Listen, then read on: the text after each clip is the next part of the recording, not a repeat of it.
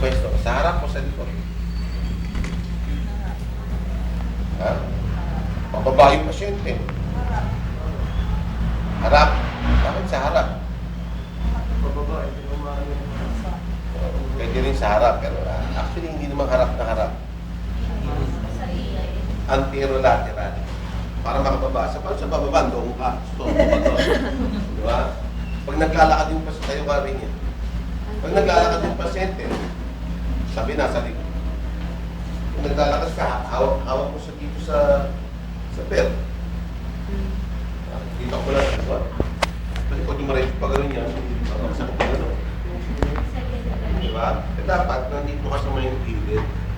Pamo, nakabuka.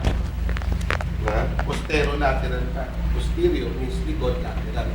Para kung mahulog yung patient, sama ka. Yan.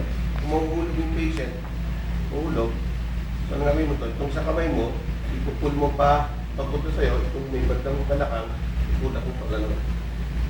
Right? Para makakatch up yung center of gravity ng patient. Para kung halimbawa, mahulog siya, hindi ako siya mag-slide para medyo smooth yung Likod?